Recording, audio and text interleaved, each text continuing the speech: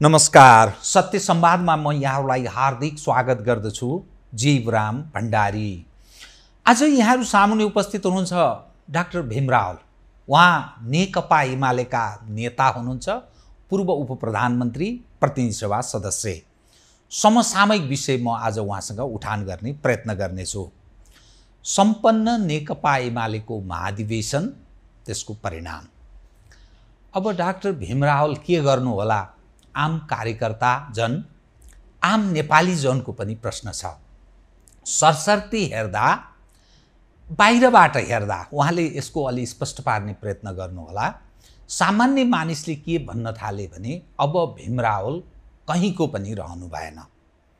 यी लगायत समग्र विषयहरूलाई म आज उहाँसँग उठान गर्ने प्रयत्न गर्नेछु। सर्वप्रथम म उहाँलाई स्वागत गर्छु। स्वागत छ डाक्टर साहब। धन्यवाद। मैले अलि तितो विषय, अलि कतैको रहनु भएन भन्ने यसो पृष्ठभूमिमा बताएँ। अब तपाईँ के गर्नुहुन्छ बताइदिनुहोस् त। नेकपा एमालेमा तपाईँको जुन स्थान थियो, पदीय जिम्मेवारी थियो, ओलीजीसँग अध्यक्षमा प्रतिस्पर्धा गर्नुभयो, पराजित हुनुभयो। त्यसपछि तपाईँलाई प्रयत्न गरियो केन्द्रीय सदस्यमा, तपाईँले मान्नु भएन। केन्द्रीय सदस्यमा तपाईँले स्वीकार्नु भएन। उपाध्यक्षमा सर्वप्रथम नै सुनिए अनुसार केपी ओलीजीले तपाईँ उपाध्यक्षमा रहनुहोस्, प्रतिस्पर्धा मसँग नगर्नुहोस् भनेर प्रस्तावै गर्नुभएको थियो। तपाईँले मान्नु भएन। त्यसपछि पराजित व्यक्ति, अलि महत्त्वपूर्ण जिम्मेवारीमा रहेको व्यक्ति स्वतः सल्लाहकार हुने पार्टीको त्यो विधानको परम्परा अनुसार तपाईलाई त्यो जिम्मेवारी दिन खोजिएको, त्यसमा पनि तपाईले स्वीकार्नु भएन। अब तपाईँ के गर्ने ल बताइदिनुहोस् त। धन्यवाद तपाईँलाई। तपाईँले धेरैवटा प्रश्न एकैचोटि सोध्नुभयो, त्यसैले मैले अलिकति लामो भन्नु कृपया। सबभन्दा पहिले त हाम्रो पार्टीको 10औं राष्ट्रिय महाधिवेशनमा जानु पूर्व थाई कमिटीमा हामीले छलफल गरेका थियौँ। त्यो छलफलमा कसरी त्यहाँ हामी उम्मेदवारी दिन्छौँ, कुन रूपमा जान्छौँ भन्ने कुरा गरेका थियौँ र त्यस सन्दर्भमा मैले केपी ओलीजीसँग 2 घण्टा छलफल पनि गरेको थिएँ। उहाँले त्यहाँ निर्वाचनको सम्बन्धमा, व्यक्तिको चयनको सम्बन्धमा कुरा गर्न कुनै रुचि राख्नु भएन। उहाँले कुनै कुरा गर्नु भएन। त्यसपछि अरू साथीहरूले पनि, थाई कमिटीका सदस्यहरूले पनि उहाँसँग यसबारेमा कुरा गर्नुभएको थियो। त्यहाँ पनि उहाँले कुनै कुरा गर्न रुचि राख्नु भएन। त्यसपछि थाई कमिटीको बैठकबाट के निर्णय भयो भने 10 गते हाम्रो खुला सभा हुन्छ नारायणगढमा, 11 गते बिहान विदेशीहरूलाई केही मन्तव्य राख्ने अवसर दिइन्छ। त्यसपछि उम्मेदवारी सम्बन्धी सम्पूर्ण प्रक्रिया 11 गते उम्मेदवारीको दरखास्त दिने, फिर्ता लिने, जाँचबुझ गर्ने सम्पूर्ण त्यो प्रक्रिया पुरा हुन्छ र 12 गतेको दिन 8 बजेदेखि मतदान हुने यो पार्टीको निर्णय थियो। तर चितवनमा पुगिसकेपछि केपी ओलीजीले ती सम्पूर्ण निर्णयलाई एउटा छुट्टै ठाउँमा 4-5 जना बसेर त्यहाँबाट गुट सञ्चालन गरेर उहाँले त्यो सम्पूर्ण निर्णयलाई कुनै पनि मान्नु भएन र त्यसैले मैले आफ्नो निर्णय उल्टाइदिनु भयो। थाई कमिटीको निर्णय, थाई कमिटीको निर्णय होइन उहाँको, त्यसलाई कार्यान्वयन गर्नु भएन। बहुमतको निर्णय, थाई कमिटीको निर्णय, थाई कमिटीको बहुमत र अल्पमत पनि थिएन, सर्वसम्मत निर्णय, सर्वसम्मत। त्यो त्यहाँ कार्यान्वयन भएन। उहाँले त्यसपछि 4-5 जनालाई एउटा छुट्टै होटलमा राखेर, हामीलाई अर्कै ठाउँमा राखेर उहाँलाई जे मन लाग्यो त्यही त्यहाँबाट गर्न थाल्नुभयो। एउटा प्रसङ्ग म यो भन्न चाहन्छु। अर्को कुरा, हामीले जुन थाई कमिटीको बैठकमा तपाईँलाई जुन प्रसङ्ग कोट्याउनु भयो, पहिले हाम्रो पार्टीको विधानमा पदाधिकारीमा जो व्यक्तिले उम्मेदवारी दिन्छ स्वतः निजको उम्मेदवारी केन्द्रीय सदस्यमा हुने भन्ने व्यवस्था थियो। थाई कमिटीको बैठकमा केपी ओलीजीले नै के प्रस्ताव ल्याउनु भयो भने अब उपरान्त एउटा ठाउँमा मात्रै व्यक्तिले दिने पाउने व्यवस्था गरौँ र विगतमा यो 2 ठाउँमा दिने कुरा हाम्रो लागि उचित देखिएन, यसका परिणाम राम्रा भएनन् भनेर उहाँले त्यहाँ मन्तव्य दिनुभयो। मैले त्यसमा कुनै पनि विचार व्यक्त गरिनँ।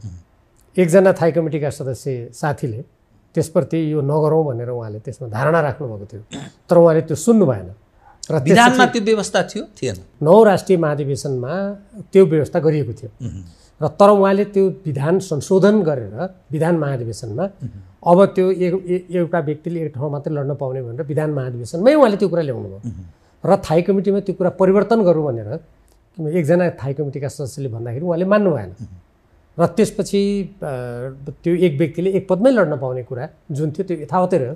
त्यो त विधान महाधिवेशन गरेर सच्याइयो, त्यसलाई पहिलेको 9औं राष्ट्रिय महाधिवेशनले गरेको निर्णयलाई परिवर्तन गरियो। त्यसपछि केन्द्रीय कमिटीको बैठकमा उहाँले त्यो प्रस्ताव लैजानुभयो। केन्द्रीय कमिटीमा छलफल हुँदाखेरि केही 1-2 जना हामीलाई पहिले समर्थन गर्ने जो त्यति बेला माधव नेपाल केपी ओली भन्ने प्रसङ्गमा हामीलाई समर्थन गर्ने साथीहरूले पनि कुरा उठाउनु भयो र धेरै जस्तो उहाँकै पछि भनिएका साथीहरूले यो त हुँदैन दिनु पाउनुपर्छ पदाधिकारीमा उम्मेदवारीको दरखास्त दिने व्यक्तिले सदस्यमा पनि दिनु पाउनुपर्छ भनेर त्यहाँ कुरा उठाउनु भएपछि उहाँको त्यो प्रस्ताव असफल भयो र उहाँको त्यो प्रस्ताव उहाँले फिर्ता लिनुभयो र केन्द्रीय सदस्यमा पनि दिन पाउने भन्ने त्यहाँनिर केन्द्रीय कमिटीले मान्यो। अब त्यसलाई त संशोधन गर्नु पर्यो, महाधिवेशनलाई जानु पर्यो नि, त्यसलाई त संशोधन गरेर नयाँ ढङ्गले विधान व्यवस्था गर्नु पर्यो र त्यो कुरालाई उहाँले जुन त्यसरी त्यहाँनिर स्वीकार गर्नुभएको थियो। पछि मैले निर्वाचन आयोगसँग कुराकानी गरेँ, अब यसरी संशोधन भएको छ, यो के हुन्छ, यो स्वतः हुन्छ कि दिनुपर्छ भनेर मैले छलफल गरेँ।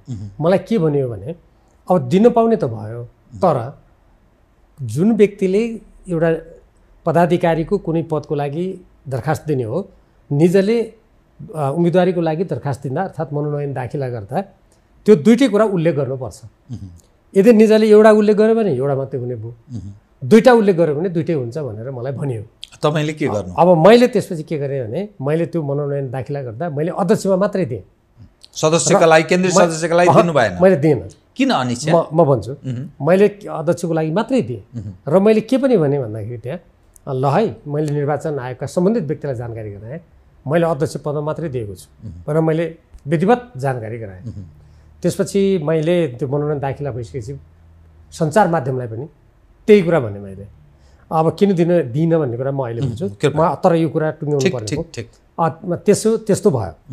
तर पछि के भयो भने त्यो मनोनयन पत्र दाखिला गरेपछि जो मतदानको बेला आएपछि म मतदानमा जाँदा फेरि त्यो केन्द्रीय सदस्यको जुन सूची थियो त्यसमा मेरो नाम देखेँ। मैले त्यहाँ नजिकै भएको सम्बन्धित कर्मचारीलाई बोलाएर सोधेँ यो किन यस्तो भयो भने सोद्धा उहाँले के भन्नु होइन त हामीले त यही फर्मेट दिएको थियो, त्यसैले अब त के गर्न सकिँदैन भनेपछि अन्तिम घडीमा मैले त्यहाँ विरोध गर्न चाहिनँ, किनभने त्यहाँ मैले आपत्ति जनाउने बित्तिकै मैले फेरि यो निर्वाचन प्रक्रियालाई अगाडि बढ्न नदिएको भन्ने आरोप लाग्न सक्छ, अर्थ लाग्ने भएको हुनाले मैले त्यहाँ केही पनि आपत्ति जनाएन। तर मतदान गरिसकेपछि बाहिर निस्केर मैले सञ्चार माध्यमलाई मैले अध्यक्ष पद मात्रै दिएको थिएँ, तर मेरो सदस्यमा त्यहाँ नाम राखेर जुन पहिले छलफल गरेको त्योभन्दा विपरीत त्यहाँ नाम देखा पर्यो, तर मैले सदस्यमा म होइन भनेर मैले फेरि भने। अब मैले सदस्यमा किन दिनु त भन्ने कुरा चाहन्छु। म पार्टीको उपाध्यक्ष हुँदा र मैले 10 मध्ये सहमतिमा धेरै महत्त्वपूर्ण भूमिका खेलेँ, पार्टीलाई विभाजित हुन नदेऊ।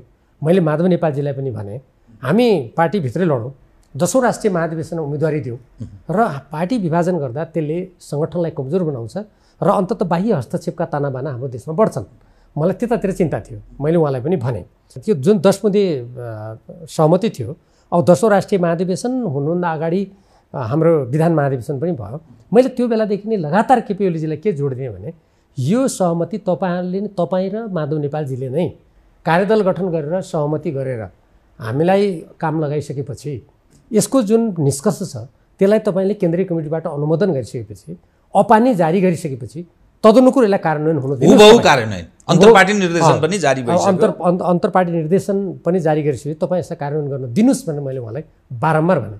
उहाँले सार्वजनिक रूपमा नै 10 मुद्देलाई को खिल्ली उडाउने र हामीले गरेको सहमतिको खिल्ली उडाउने र उहाँले व्यापक गुटबन्दी गरेर आफूलाई मन लागेको ठाउँमा कार्यान्वयन गर्न दिने, आफूलाई मन नलागेको ठाउँमा कार्यान्वयन गर्न नदिने काम उहाँले गर्दै आउनुभयो। त्यो सन्दर्भमा मैले के सोचेँ त भने म पार्टीको उपाध्यक्ष, उहाँले नै गठन गरेको कार्यदल, उहाँले नै सहमति दिएको कार्यदल, उहाँले नै हस्ताक्षर गरेको अपानी कार्यान्वयन नगर्ने व्यक्तिले मैले केन्द्रीय सदस्य भएर मेरो त्यहाँ कुन नीति निर्णयमा मेरो के भूमिका हुन्छ?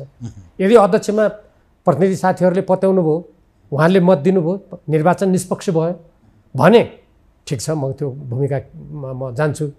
यदि भएन भने हिजो आफै हस्ताक्षर गरेको कुरा, आफै अपानी जारी गरेको कुरा नमान्ने व्यक्तिले अनि पदाधिकारीले 19 जनाले निर्णय गरेर आउने, त्यहाँ केपी ओलीजी कसरी निर्णय गरिरहनु भएको छ सबैलाई थाहा छ, मैले भन्नै परेन।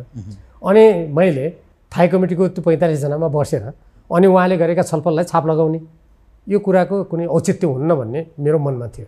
उहाँले 10 बुँदे इमान्दारीका साथ कार्यान्वयन गर्नुभएदेखि म त्यसो गर्दिनँ थिएँ, म सदस्यमा पनि दिन्थेँ र त्यो प्रक्रियाबाट म जान्थेँ।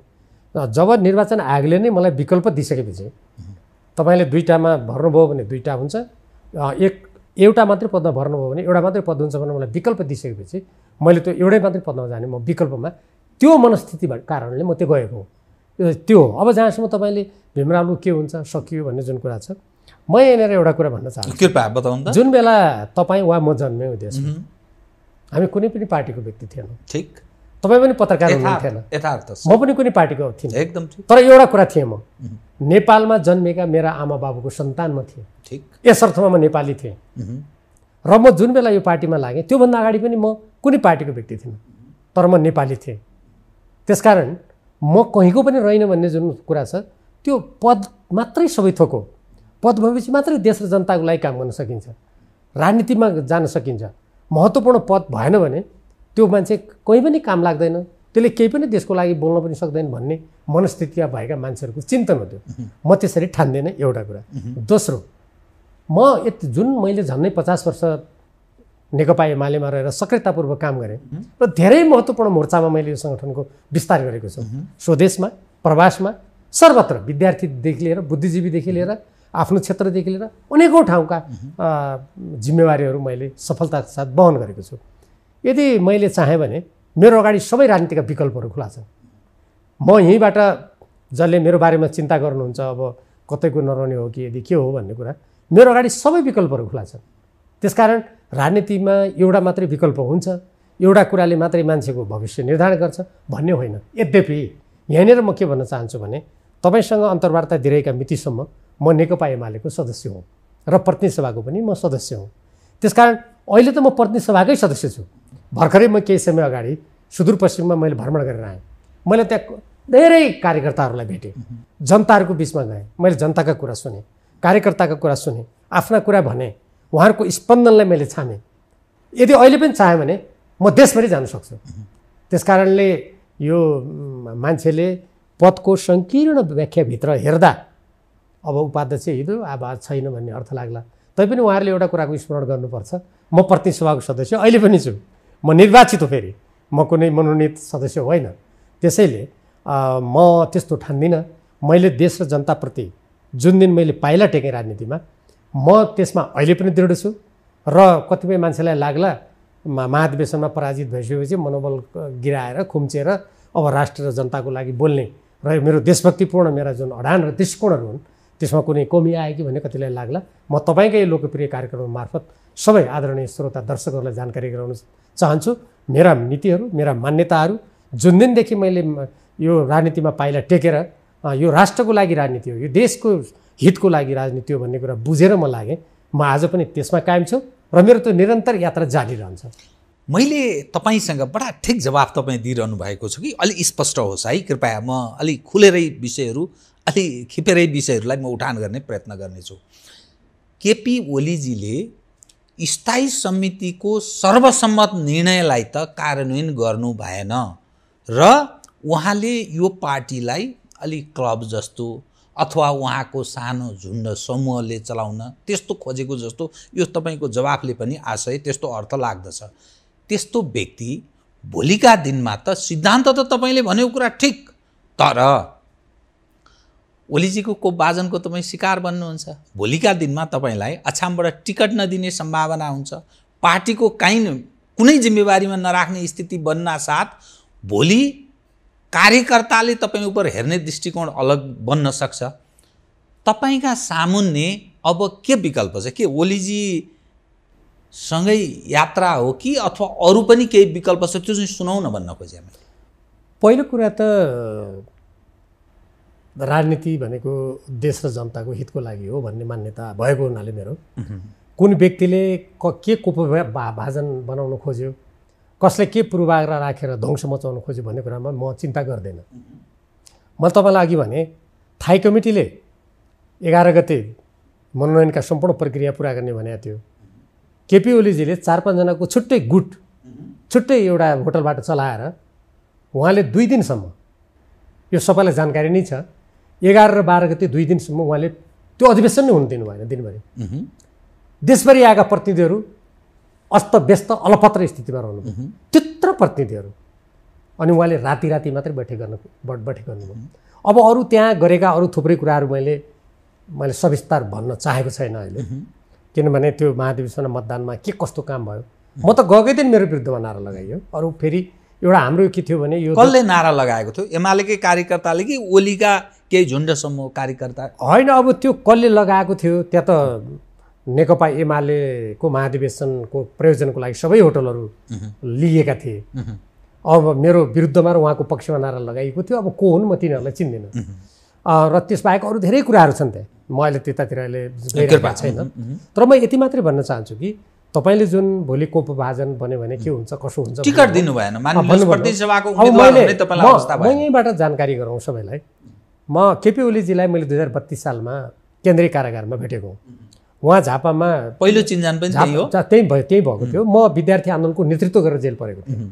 म त्यति बेला रत्नराज लक्ष्मी क्याम्पसमा पढ्थेँ। उहाँ चाहिँ के गरेर जेल? उहाँ चाहिँ झापामा त्यति बेलाको जुन झापा किसान आन्दोलन भयो त्यसमा लाग्नुभयो, तर उहाँलाई ज्यान मुद्दा लागेको थियो। उहाँ ज्यान मुद्दामा केन्द्रीय कारागारमा हुनुहुन्थ्यो। म राधाकृष्ण मैनालीजीहरूले चलाएको मेसमा सबै विद्यार्थीसँग बस्थेँ। उहाँ एउटा त्यस्तै ज्यान मुद्दामा परेको अर्को व्यक्तिसँग एक्लै बस्नुहुन्थ्यो र त्यो स्थिति थियो। त्यसबाहेक अरू कुरा म खोल्न चाहन्न अहिले। फेरि यो राजनीतिक मुद्दा थिएन, ज्यान मुद्दा थियो ओलीजीलाई। त्यसरी म भन्दिनँ। राजनीतिमा किसान आन्दोलन, झापामा किसान आन्दोलन भयो, त्यहाँ मान्छेहरू मारिएपछि उहाँलाई ज्यान मुद्दा लगाइएर उहाँ त्यही अन्तर्गत जेलमा हुनुहुन्थ्यो। म सुरक्षा कानुन अन्तर्गत विद्यार्थी आन्दोलनको नेतृत्व गरेर त्यहाँ गएको थिएँ। त्यसकारण उहाँलाई चिनेर म राजनीतिमा लागेँ होइन।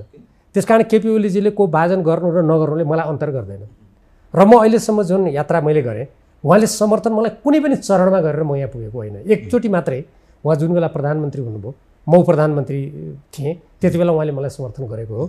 देशमा नाकाबन्दी थियो, भारतीय नाकाबन्दी, सायद मेरो आवश्यकता उहाँलाई पर्यो त्यति बेला र मैले भारतीय नाकाबन्दीको विरुद्धमा सशक्त रूपमा मैले काम गरेँ र उहाँलाई मैले धेरै हार्दिक रूपमा मैले सघाएँ। र पछि प्रधानमन्त्री भइसकेपछि मैले उहाँलाई भने अब तपाईँ हामीले जुन देशभक्तिपूर्ण त्यति बेला पाइला चालेका छौँ, मूलतः त्यो प्रवृत्तिलाई अगाडि बढाउनु होला। त्यसो भयो भने म पूर्ण रूपमा तपाईँलाई साथ समर्थन दिन्छु। मलाई मन्त्री पद नभए पनि मलाई मेरो त्यसमा कुनै आपत्ति छैन भनेर मैले भनेको थिएँ। त्यसैले त्यो सन्दर्भमा मैले यहाँ किन कोट्याएको त अहिले भने अब उहाँले के गर्नुहुन्छ, कसलाई जिम्मा दिनुहुन्छ, के गर्नुहुन्छ, त्यो कुराबाट मेरो राजनीतिक चिन्तन, मेरो दृष्टिकोण निर्धारित हुँदैन। र उहाँले त अहिले तपाईँले हेर्नुभयो भने नेकपा एमालेमा यस्तो व्यक्तिलाई केन्द्रीय सदस्य बनाउनु भएको छ जो तपाईँ कल्पना पनि गर्न सक्नुहुन्न।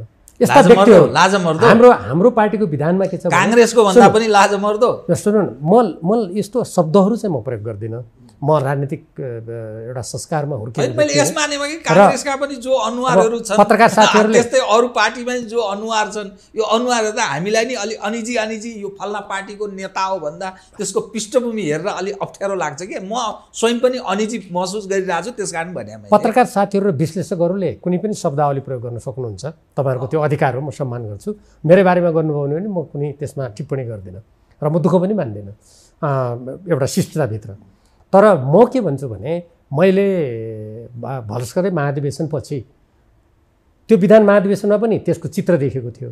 तर हामी भर्खरै पार्टी विभाजन भएको हुनाले किन त्यो बारेमा कुरा उठाउने भनेर मैले धेरै संयम गरेर मैले कुरा नउठाएको। यो पार्टीको रक्षाको लागि त्यो गरेको हो। 10औं राष्ट्रिय महाधिवेशनमा उहाँले जे जस्ता क्रियाकलाप गर्नुभयो त्यसका समग्र कुराहरू पनि मैले बाहिर ल्याएको छैन। किनभने म यो नेकपा एमालेको निर्माणकर्ता, यद्यपि म कोअर्डिनेसन केन्द्रको संस्थापक सदस्य नभए पनि 32 सालको कोअर्डिनेसन केन्द्र कालदेखि काम गरेको र यो पार्टीमा मेरो धेरै पसिना बगेको हुनाले यसप्रति मेरो माया भएर मैले माधव नेपालजीलाई पनि नफुटाउनुहोस् भने केपी ओलीजीले चितवनमा सम्पूर्ण राजनीतिका मर्यादाहरू, निर्णयका मर्यादाहरू, निर्वाचनका मर्यादाहरू पूर्ण रूपमा उल्लङ्घन गर्दाखेरि पनि मैले त्यहाँबाट त्यसरी बोलिनँ। मैले बोलिनँ र तर कतिपय कुराहरू त मैले त्यहाँ आपत्ति जनाएँ। जस्तो दिनभरि बैठक नगर्ने, मैले त्यसको आपत्ति जनाएँ। बैठक गर्न मैले माग गरेँ, आदि त मैले गरेँ। तर अब अहिलेको जुन तपाईँले प्रसङ्ग कोट्याउनु भएको छ, अब उहाँले जुन मैले अघि नै भने मैले हेरेँ पोलिट ब्युरोमा ल्याउनु पर्ने केन्द्रीय कमिटीका जो सदस्यहरू हुनुहुन्थ्यो धेरै वर्ष काम गरेका, वास्तवमा नेकपा एमालेको मेरुदण्ड भएर जसले यो पार्टीको छवि निर्माण गर्नुभयो, यो पार्टीलाई अगाडि बढाउन मद्दत गर्नुभयो, झापाकै कुरा लिनुहुन्छ भने जो 14 वर्ष जेल बसेको मान्छे केन्द्रीय कमिटीको सदस्य छैन। जो मान्छे हाम्रो पार्टीको विधान बमोजिम 15 वर्ष त सदस्यता लिएको हुनुपर्छ। त्यसपछि गएर अरू मापदण्डहरू छन्, जस्तो जिल्लाको पदाधिकारी बनेको, विभागको सदस्य, हाम्रो थुप्रै विभागको सदस्य बनेको, यस्तो मापदण्डहरू छ। त्यस्ता केही नभएका व्यक्तिहरू केन्द्रीय सदस्य हुने, पोलिट ब्युरोमा पनि कुनै त्यसको वरियताको पनि कुनै अर्थ छैन कतिपय व्यक्तिहरूको हकमा। यदि कुनै व्यक्तिले अलि आलोचनात्मक दृष्टिकोण राख्छ, विगतका अन्तर्विरोधहरूमा कोही अलिकति फरक देखेको छ भने त्यस्ता व्यक्तिहरूलाई जिम्मेवारीविहीन बनाउने, उनीहरूलाई त्यो पदीय जिम्मेवारी नदिने, त्यो त उहाँले गरिरहनु भएको छ। त्यसकारण त्यो म हेरिराखेको छु। तर उहाँले त्यस्तो गर्ने व्यवहारले मलाई कुनै अन्तर पर्दैन, किनभने म पद भएपछि सम्पूर्ण चिज हुने, पद नभएपछि चरम गुटबन्दी, विदेशी गुप्तचरसँग भेट्नेदेखि लिएर सारा मर्यादाका पर्खाल भत्काएर हिँड्नुपर्छ भन्ने मान्यता म राख्दिनँ। त्यसैले मलाई त्यो फरक केही पनि पर्दैन। जहाँसम्म तपाईँले उम्मेदवारी दिने भोलिको राजनीति के होला कसो होला भन्ने जुन प्रसङ्ग गर्नुभयो, म भन्ने चुनावी राजनीतिमा जान्छु कि जान्न, पार्टीको अब यहाँ कुनै जिम्मेवारी नभएपछि अहिलेसम्म 1 वर्ष त म सांसद छु, त्यसलाई जिम्मेवारी नै ठानौँ।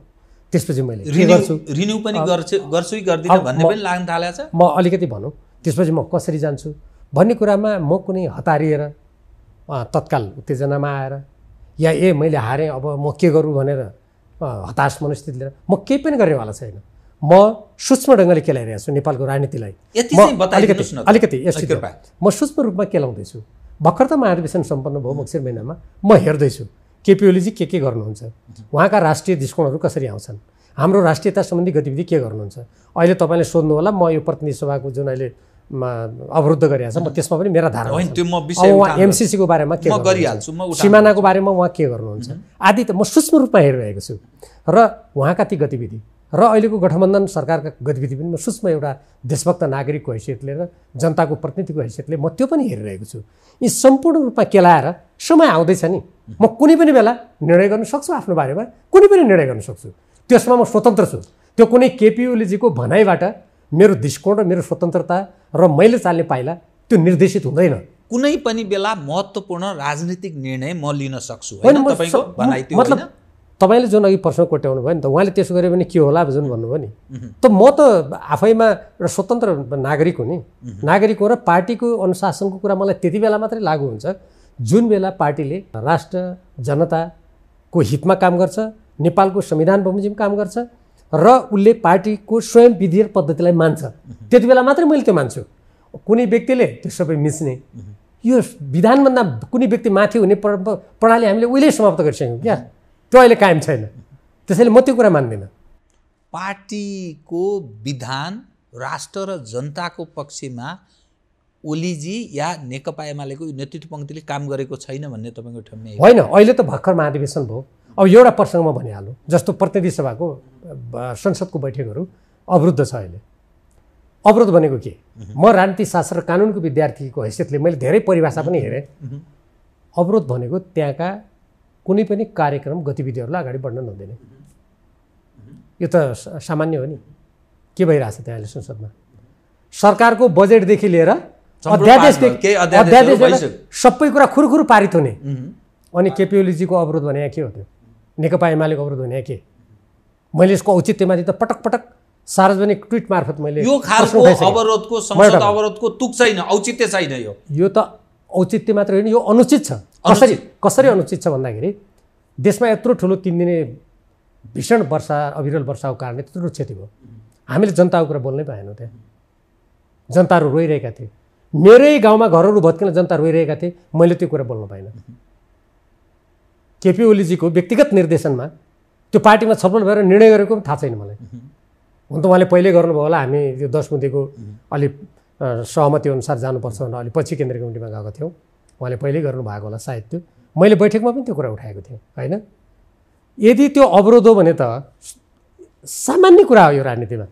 अवरोध हो भने त सरकारका सम्पूर्ण गतिविधि त्यहाँ बन्द हुनु परेन, पूर्ण ठप्प हुनु पर्थ्यो। पूर्ण ठप्प हुनु परेन, सरकारलाई सबै काम गर्न दिने। अनि जनताको आवाज, राष्ट्रियताको आवाज, आज एमसिसीको यत्रो ठुलो छलफल छ। नेपालको लिप्ले अथवा लिपुले कालापानी भारतले अतिक्रमण गरेर मिचेको छ। शेरबहादुर देउबाजी भारत भ्रमण गर्न जाँदै हुनुहुन्छ। यी विषय संसदमा हामीलाई उठाउन नदिने, यो अत्यन्त आपत्तिजनक कुरा हो। र म यदि यो जारी राख्यो भने यो नेपाल राष्ट्र, नेपाली जनताको हित विपरीत छ भन्न मलाई कुनै हिचकिचाहट छैन। उदाहरणको लागि अब यस्ता गतिविधिहरू गर्ने, यदि साँच्चीकै उहाँले अवरोध गर्नु खोज्नु भएको हो भने, उहाँको आशय त्यो हो भने रोक्नु पऱ्यो नि त। हामीले विगतमा रोकेका छौँ। हामीले, मलाई त्यति बेला जननेता मदन भण्डारी भएको बेलामा प्रतिनिधि सभा अवरोध गरेको कुराको सम्झना हुन्छ। त्यसपछि पनि हामीले कतिपय गरेका छौँ र हामीले ती सरकारका कामकारलाई अगाडि बढ्न दिएका छैनौँ नि। अवरोध भने त्यो हो नि, सरकारका काम खुरखुर गर्न दिने। अनि त्यसलाई अवरोध भनेर अवरोध गर्ने कसको लागि भने जनता र देशका आवाज मुखरित गर्ने, जनताका प्रतिनिधिहरूलाई अवरोध गर्ने। यो संसद अवरोध होइन, सांसदहरूलाई अवरोध गरेको हो यो। त्यो म अब तपाईँको त्यो प्रश्नको म उत्तर दिन्छु। यस्ता खालका क्रियाकलाप भयो भने मेरो त्यसमा स्पष्ट रूपमा एउटा विधि पद्धति नेपालको संविधान र नेकपा एमालेका सिद्धान्त नीति बमोजिम मेरो आफ्ना धारणा म राख्छु। ती धारणा राख्दा उहाँको विरोध पनि हुनसक्छ, गलत कामको त विरोध हुन्छ नि एउटा। दोस्रो कुरा, यदि राम्रो काम गर्नुभयो, जस्तो अहिले एमसिसी कुरा आछ, म एउटा कुरा भन्न चाहन्छु तपाईँलाई, अहिले यो रमाइलो पनि छ। कुनै बेला माधव नेपाल महासचिव हुनुहुँदा त्यहाँ विपक्षीहरूले उहाँलाई स्पष्ट नीति नलिने भनेर एउटा उखान भन्ने गरेका थिए, नेकपा एमाले नपोथे नभाले। अनि यो कुरा पछि केपी ओलीजीले गुटबन्दी चलाउँदा पनि माधव नेपालजीलाई यही भनेर उहाँका समर्थकहरू जो भनिएका थिए गुटबन्दीका नजिक, उहाँहरूले यो कुरा भन्नुभएको थियो। अनि अहिले देशको यत्रो ठुलो मिलेनियम च्यालेन्ज कर्पोरेसनको सम्झौता, देशका आम जनताले भनेका छन् यो राष्ट्रघाती सम्झौता, संशोधन नगरी पारित हुनु हुँदैन भनेका छन्। मैले संसदीय दलमा बोलेँ यसको बारेमा, मैले थाई कमिटीमा कुरा उठाएँ, केन्द्रीय कमिटीमा कुरा उठाएँ। अनि उहाँ केपी ओलीजी र उहाँका निकटौँ भन्ने साथीहरू के भन्नुहुन्छ भने होइन यसमा हाम्रो कुनै धारणा छैन। अनि त्यही उखान नेकपा एमाले नपोथी नभाले उहाँलाई लागु हुन्छ कि हुँदैन? त्यसो भए हिजो कुनै व्यक्तिले अलिकति कुनै कुरा स्पष्ट नगर्दा त्यो उखान भन्ने, अनि आज यत्रो राष्ट्रले बहस गरेको एमसिसीको सम्बन्धमा हाम्रो कुनै धारणा छैन। यो के सरकारको के हो? के को उपज हो? के कारण हो? अब मलाई के लाग्छ, के भन्नुहुन्छ तपाईँ? अब मलाई के लाग्छ, एमसिसी को सवाल त राष्ट्रिय सवाल, यत्रो महत्त्व, यत्रो देशव्यापी रूपमा मानिस छलफल गरिरहेका छन्। प्रमुख प्रतिपक्षी दल न यसो न उसो दोहोरो मापदण्ड अपनाइरहेको। म भन्छु यसको कारण भनेको कुरा ठिकै हो, के हो यो? म यसको कारण भन्छु। एउटा त संसदमा यो हल्ला गर्नुको अर्थ मलाई गम्भीर आशंका छ, मैले पहिले नै भनिसकेँ सार्वजनिक रूपमा। यो हल्ला सरकारका काम कहाँ गर्न दिने, बाहिर जनतालाई अवरोध छ भनेर हल्ला गर्ने, यो गर्नुको तात्पर्य कतै यो एमसिसी पनि हल्लाकै बिचमा पारित गराउने षड्यन्त्र त होइन भन्ने मलाई गम्भीर रूपमा यो लागेको छ। एक। दोस्रो, संसद अवरोधसँग यो काहीँ न काहीँ कोरिलेटेड हुन सक्छ, यस्तो छ कि भन्ने मलाई शङ्का छ। यदि होइन भने यो त केपी ओलीजीले प्रमाणित गर्नु पर्यो नि त उहाँले। अनि जस्तो मलाई एमसिसी बारे किन बोल्न नदिने? म मेरो राष्ट्रको स्वाधीनता स्वतन्त्रता एमसिसीका धारा म प्रतिनिधि सभा मार्फत बोल्न चाहन्छु। म सांसदको हैसियतले मलाई किन बोल्न नदिने? जब 5 दलीय गठबन्धनभित्र छलफल भइरहेछ, शेरबहादुर देउवाजी प्रधानमन्त्रीको हैसियतबाट त्यसलाई पारित गर्न उहाँ एकदम लागि पर्नु भएको छ भने यत्रो महत्त्वपूर्ण देश उपनिवेशीकरणको बाटोमा धकेलिँदैछ। नेपालले अमेरिकाको वर्तमान कानुन र भविष्यको कानुन समेत मान्नुपर्छ। एउटा अन्तर्राष्ट्रिय सैनिक गठबन्धनतर्फ धकेलिनुपर्छ। नेपालको संविधानको स्वतन्त्र परराष्ट्र नीतिमाथि प्रहार हुन्छ। ल्याइयो भने नेपालको भूमिमाथि एउटा कम्पनीको कब्जा हुन्छ, नेपालको प्रसारण लाइनमाथि उसको कब्जा हुन्छ, नेपालले 13 करोड यत्तिकै त्यो अनुदानको रूपमा त्यसलाई दिनुपर्छ। यी अनेकौँ कुराहरू छन्। बौद्धिक सम्पत्तिमा अधिकार हुँदैन। यी सारा जुन कुराहरू छन्, अनि यी कुराहरूको बारेमा जनताको प्रतिनिधिको हैसियतले, नेपाली नागरिकको हैसियतले मैले संसदमा बोल्न किन नपाउने? म यहीँबाट प्रश्न गर्न चाहन्छु, किन नपाउने?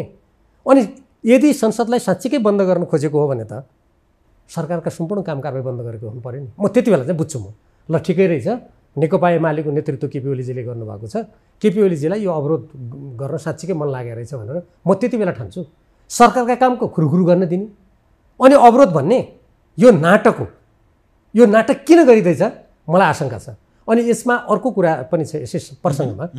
अब यो अहिले मैले सार्वजनिक सञ्चार माध्यममा पढेँ। के पढेँ भने मैले होइन यसमा हाम्रो पार्टीका अध्यक्ष केपी ओलीजीले यो गठबन्धन टुट्छ भने एमसिसीलाई अनुमोदन गर्न सकिन्छ भन्ने कुरा भन्नुभयो भन्ने आछ। अब मेरो त कुरा भएको छैन, म यत्तिकै त्यो नहुनु पनि सक्छ, म आरोपै लगाउन चाहन्न। यदि यस्तो हो भने यो यहाँभन्दा ठुलो आपत्तिजनक कुरा के हुनसक्छ? एउटा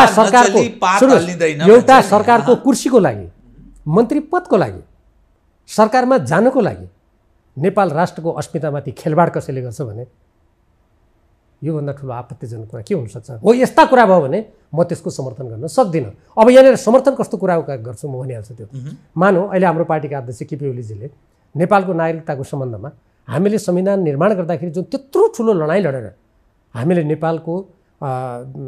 नेपालको दीर्घकालीन अस्मितालाई जनसङ्ख्याको राजनीतिबाट समाप्त गर्ने जुन आन्तरिक र बाह्य षड्यन्त्र भइरहेछ, त्यो षड्यन्त्रको विरुद्ध मैले त अग्रिम पङ्क्तिमा बसेर लडेको हो संविधान निर्माण गर्दा। अरूले पनि लड्नु भएको छ, तर म धेरै अग्रपङ्क्तिमा थिएँ। र त्यसपछि गएर त्यो राज्य व्यवस्था समितिबाट नागरिकता सम्बन्धी विधेयक पनि आयो। नागरिकता सम्बन्धी विधेयक राज्य समितिबाट पारित भएर प्रतिनिधि सभामा पेश भइसकेपछि त्यसलाई उहाँले किन पारित हुन दिनु भएन? केपी ओलीजीले प्रधानमन्त्री उहाँ हुनुहुन्थ्यो। प्रश्न नम्बर 1। 2, राज्य व्यवस्था समितिको प्रतिवेदनसहित त्यहाँ भएको कुरा वर्तमान प्रधानमन्त्री शेरबहादुर देउवाले कसरी फिर्ता गर्नु? त्यो राज्य समितिको प्रतिवेदन सहितको फिर्ता गर्न पाइन्छ? यसले गर्दा के देखिन्छ भने राष्ट्रको हितको विपरीत जाने प्रवृत्ति हिजो र आज उस्तै देखिन्छ। ओलीजीको देउबाको मलाई उस्तै लाग्छ, किनभने एमसिसीमा पनि उस्तै छ। हेर्नुहोस्, हिजो पनि केपी ओलीजीले त्यो सम्झौता गर्दा प्रतिनिधि सभामा पेश गर्नुपर्छ भनेर सम्झौतामा लेखेको छैन। पछि युवराज खतिवडा अर्थमन्त्री भएको बेलामा र केपी ओलीजी प्रधानमन्त्री भएको बेलामा उहाँहरूले कानुन मन्त्रालयमा लेखेर अनि कानुन मन्त्रालयले त्यसमा यो चाहिँ संसदबाट अनुमोदन गर्न उपयुक्त छ भनेर त्यो सारा मञ्चन गरेर त्यसलाई प्रतिनिधि सभामा पुर्याइएको छ। त्यसको अर्थ के हो त? भोलि यो चाहिँ एमसिसी अन्तर्गत एमसीले कब्जा गर्न थाले भए त देशमा विरोध हुन्छ। विरोध अर्को सरकार आए त खारिज गरिदिन्छ। त्यो खारिज गर्न नपाओस् भनेर प्रतिनिधि सभाबाट कानुन नेपालको कानुनभन्दा माथि बनाएर सिकिसकेपछि त खारिज गर्न सक्दैन। भोलि कसको बहुमत हुन्छ हुँदैन गाह्रो हुन्छ। ठुलो षड्यन्त्र छ। अनि अहिले फेरि एमसिसी जस्तो विषयमा एउटा देशले कुनै अनुदान लिने विषयमा अनि जनताले यत्रो विरोध गर्दाखेरि पनि त्यो अनुदानको बारेमा यस्तो कुनै लज्जास्पद कुनै देशको प्रधानमन्त्री नेता र सरकारले गर्छ यस्तो काम? तपाईँले संसारमा कहीँ देख्नु भएको छ? एउटा देशले दिने 50 करोड डलरको अनुदानको लागि यत्रो ठुलो गरेर जनताले यत्रो विरोध गर्दाखेरि पनि यस्तो कसैले गर्छ? कार्यदल एउटा बन्यो पहिले झलनाथ खनालजीको संयोजकत्वमा, म पनि सदस्य थिएँ, प्रदीप ग्यालीजी पनि हुनुहुन्थ्यो। अहिले फेरि उहीँ झलनाथ खनालजीको नेतृत्वमा कार्यदल बनाउँदा यो लाजमर्दो कुरा होइन कि त? भन्नुहोस्, म यहीँबाट चुनौती दिन्छु। हामीले जुन त्यति बेला कार्यदलको प्रतिवेदन दिएका थियौँ त्यो प्रतिवेदन हामीले जुन धारा उल्लेख गरेका छौँ, यो धारा नेपालको राष्ट्रिय हित विपरीत छ, यो स्वाधीनता विपरीत छ, यो नेपालको हित विपरीत छ, यसरी यसले सैनिक रणनीतिमा लैजान्छ, अमेरिकाको एसिया प्रशान्त क्षेत्रको रणनीतिमा जुन हामीले भनेका छौँ, म यहीँबाट चुनौती दिन्छु। तपाईँको टेलिभिजन आएर मसँग बहस गरे पनि म तयार छु। त्यो धारामा लेखेको छैन भन्नु न त कसैले। अनि फेरि अर्को कार्यदलको नाटक के? यो थाहा छैन उहाँहरूलाई? हाम्रो नेकपाको दोस्रो केन्द्रीय कमिटीको बैठकबाट गठन भएको कार्यदलको त्यत्रो प्रतिवेदन केपी ओलीजीले त कहिले पनि केन्द्रीय कमिटीमा बहस र छलफल गर्न दिनु भएन नि। त्यो कार्यदलको प्रतिवेदनले प्रवेशै पाएन नि। यो कुरा हेर्दा मलाई के शङ्का लागेको छ भने यो संसदको जुन होहल्ला छ त्यो होहल्लाभित्र एमसिसीलाई घुसाउने कतै ठुलो जाल प्रपञ्च षड्यन्त्र त भइरहेको छैन भन्ने मलाई धेरै शङ्का छ। यदि त्यो जाल प्रपञ्च षड्यन्त्र सहित सत्ता पक्ष र प्रमुख प्रतिपक्षको त्यो षड्यन्त्रका माझ उनीहरूले षड्यन्त्र गरेर यदि एमसिसी अनुमोदन भयो भने तपाईँ के गर्नुहुन्छ? मुलुकमा के हुन्छ बताउनु? मेरो कुरा प्रश्न छ। देशभक्त नेपालीहरूले आफ्नो देश पराधीन हुन खोज्ने उपनिवेशीकरणको बाटोमा लाने नेपालको स्वतन्त्र परराष्ट्र नीति जुन नेपालको संविधानमा अङ्कित छ त्यसको विरुद्ध गयो भने देशभक्त नेपालीहरूले देशमा आन्दोलन गर्नुपर्छ र यो पारित गर्नेहरूको विरुद्ध यी राष्ट्रघाती हुन् भन्ने आवाजका साथ उत्रनुपर्छ भन्ने मेरो आह्वान छ अहिलेदेखि। एउटा म के गर्छु भन्ने कुरा, म त्यसको विरुद्धमा मतदान गर्छु। म कुनै यो देशको स्वाधीनताको विरुद्ध आउने कुनै पनि प्रस्ताव एमसिसी लगायतका त्यो मान्नु भनेको त राष्ट्रपतिको गद्दारी हो नि। मैले त्यसमा कुनै पार्टीका हुइप अनुशासन निर्देशन म केही पनि मान्दिनँ। मैले तपाईँलाई अघि नै भने म यो देशमा जन्मनुभन्दा अगाडि, म जन्मने बेलामा, म पार्टीमा लाग्नुभन्दा अगाडि म कुनै पनि पार्टीको मान्छे थिइनँ। म फकत नेपाली आमा बाबुको सन्तान थिएँ भनेन मैले? भनेन? त्यो चिन्तन हुनु पर्यो आजका नेतामा। आज कुनै एउटा विदेशी शक्तिसँग म सदाकाल मानौँ कि म सदा 1000 वर्ष म बाँचिरहन्छु, म 100 वर्ष प्रधानमन्त्री या नेता भइरहन्छु भन्ने भ्रमबाट मुक्त हुनु पर्यो नेपालका नेताहरूले। र कुनै पनि मैले हेर्नुहोस्, म प्राविधिक शास्त्रको विद्यार्थी हुँ, अन्तर्राष्ट्रिय कानुनको पनि विद्यार्थी हुँ, मैले संसारका यो तुलनात्मक अध्ययन पनि गरेको छु व्यवस्थाहरूको। कुनै पनि सार्वभौम र स्वतन्त्र देशको नेता र प्रधानमन्त्री सरकार चलाउनेहरूले सबभन्दा पहिले आफ्नो देशको हित, स्वाधीनता, मर्यादा र विकासको कुरा सोध्दछन्। नेपालमा के छ? सबभन्दा पहिले कुनै विदेशी शक्तिलाई खुसी कसरी पार्ने? यो लज्जास्पद कुरा हो। यो कुनै देशको नेता, प्रधानमन्त्री, मन्त्रीको लागि यो लाजमर्दो कुरा हो। यस्तो व्यक्तिले मैले यो देशको माटोको अन्न खाएको छु र यहाँको पानी खाएर म हुर्केको छु भन्न लाज मान्नुपर्छ। सर, म एउटा सानो सुनाऊ। हिजो म एउटा कुनै कार्यक्रममा थिएँ, एकजना सुपठित व्यक्तिले कानमा छस्स सुनाउनु भयो, एमसिसीका लागि त्यो अनुमोदन गर्न 6 अर्ब आएको छ अलग्गै, तपाईँहरूका सामुन्ने पनि यसो विज्ञापन बापत आयो कि तपाईँहरू कहाँ चाहिँ भाग पुगेको छैन? मैले उहाँले भन्नुभयो त उहाँ जिम्मेवारी व्यक्ति भएको हुनाले मैले उहाँको नाम सार्वजनिक गर्ने जरुरी पनि ठान्न, गरिनु पनि हुँदैन। तपाईँको नजरमा नि यदि यो जुन एमसिसी छ नि, एमसिसीको सवाललाई लिएर मुलुकमा जुन खालको अहिले अप्ठ्यारो स्थिति सिर्जना भएको छ, नेपाली काङ्ग्रेस पहिलेदेखि नै एमसीसी जसरी पनि ग्रहण गर्नुपर्छ, अनुमोदन गराउनुपर्छ भन्ने पक्षमा केपी ओलीजी आफू प्रधानमन्त्री भएको बेलामा उहाँ तयारै हुनुहुन्थ्यो। त यो देशमा काङ्ग्रेस र एमाले मात्रै त छैनन्, राज्यका अरू संयन्त्र पनि छन्, अरू सिभिल सोसाइटी पनि छ। तपाईँ एज एउटा जिम्मेवार जनप्रतिनिधि पनि हो। त्यसको हैसियतले त्यो पक्ष, त्यो समाज, त्यो समूह, त्यो वर्गलाई चाहिँ तपाईँ के आह्वान गर्नुहुन्छ? यदि एमसीसी जबरजस्ती अनुमोदन भयो भने के भन्नुहुन्छ? तपाईँले 3टा प्रश्न गर्नुभयो। पहिलो कुरा एमसीसी पारित गर्नुको लागि रकम आएको छ 6 अर्बको मलाई सुनाए, कुनै सज्जनले सुनाए, हिजो रातिको म कुरा गर्छु। म अलिकति भन्दैछु। योभन्दा अगाडि एउटा टेलिभिजनबाट एमसीसीको विज्ञापन बज्यो, त्यसको व्यापक विरोध भयो, पछि त्यो बन्द भयो। आज एमसीसीको कार्यालय 5 तारे होटलमा छ। एमसीसीको बारेमा वकालत गर्ने त्यसको पछि पोषकहरू भन्छन् यो त नेपाल सरकारको कार्यालय हो। नेपाल सरकारको कार्यालय हो भने 5 तारे होटलमा किन? सिंहदरबारमा किन नराख्यो भन्ने प्रश्न त किन?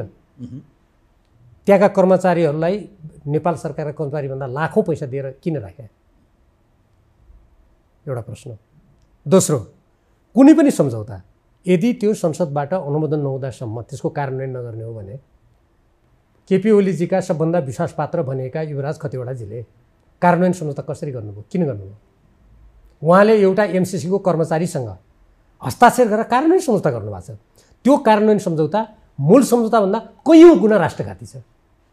मैले सार्वजनिक रूपमा भनेको छु, त्यसको छानबिन हुनुपर्छ र उहाँमाथि कारवाही गर्नुपर्छ नेपालको राष्ट्रिय हितको दृष्टिकोणबाट भनेको छु। मैले योभन्दा अगाडि पनि भनेको छु सार्वजनिक। उहाँसँग मेरो व्यक्तिगत केही छैन। उहाँलाई मैले धेरै अगाडिदेखि चिनेको व्यक्ति हो, मेरो उहाँप्रति केही छैन। तर त्यो त ओलीजीले भनेर न गर्नुभयो होला, उहाँले ओलीजीको निर्देशनमा जसले यसमा छानबिन गर्नुपर्छ।